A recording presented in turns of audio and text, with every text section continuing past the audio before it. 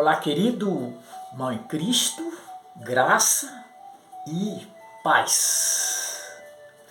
Eu quero conduzir você numa sequência de ministrações sobre os imperadores romanos, né? Nós falamos anteriormente que Roma teve 4 dinastias, né? 4 dinastias imperiais, né? A dinastia Júlio-Claudiana, a Júlio-Flaviana, a dinastia Nerva-Antonina e a dinastia dos Severos. Portanto, me acompanhe por 8 minutinhos. Essa dinastia dos Severos, ela teve início logo depois da dinastia Nerva-Antonina. Ela teve início em 193 da era cristã e finalizou em 235.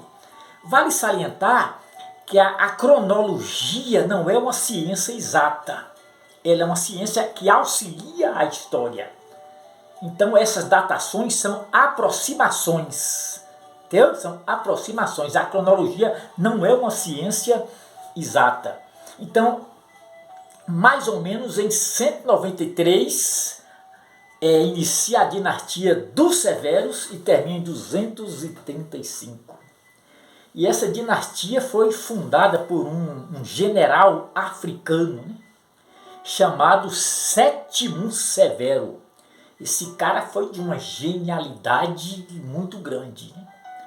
Porém, ele se tornou um imperador sádico, né, muito cruel. Sétimo Severo ascende ao poder imperial ainda novo, né? Num período em que Roma estava em caos, estava em crise. E Sétimo Severo, ele empreendeu uma política de perseguição contra os cristãos, né?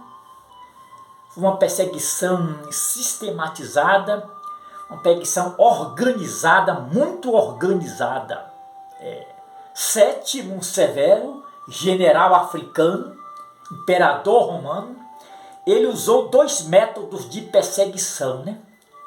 Ele usou o método de Nero, que era o Coliseu, talvez um dos mais cruéis, né? Aí os cristãos morriam agonizando, né, na boca de leões. E ele usou também um método de Trajano, né? Que era o método da denúncia. As pessoas denunciavam e ele tomava as providências no sentido de punir os cristãos.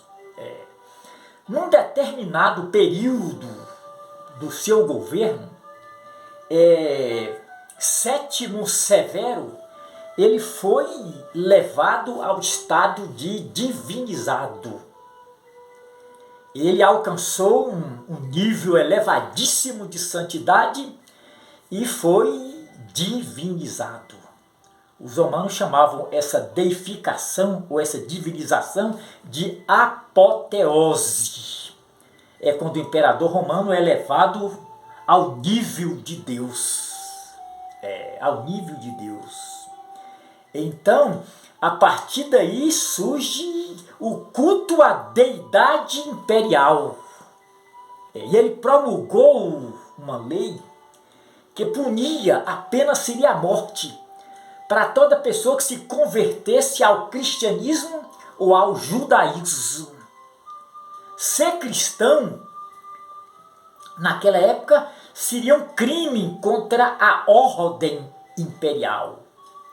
Seria uma heresia contra a deidade imperial. Foi um período muito sombrio, muito obscuro. A partir daí aconteceram muitos martírios. Os nossos irmãos, aqueles heróis, os gigantes na fé, aqueles que nos antecederam com bravura, com heroísmo, eles partiram para a glória, mas deixaram para a sua posteridade um legado muito bom, um legado de heroísmo, de fé e de bravura. Aquele Irineu de Lyon, já ouviu falar em Irineu de Lyon? ele foi um polemista. O polemista era aquele que defendia a fé contra as heresias. E este cara combateu com veemência o gnosticismo, que foi uma heresia que acompanhou a igreja por muitos e muitos anos. E esta heresia tem ramificações nos dias atuais.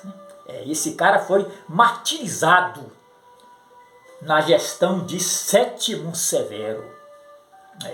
Aquele Cipriano de Catargo, ele foi também um herói da fé. Aquele cara foi decapitado, né? Decapitado vivo, também no governo de Sétimo Severo. E aquela Santa Perpétua, né? A Igreja Católica chama de Santa Perpétua, e nós chamamos de heroína, né? Ela foi Perpétua de Catargo. Aquela mulher foi de fato uma mulher de muita fé, foi uma heroína, né?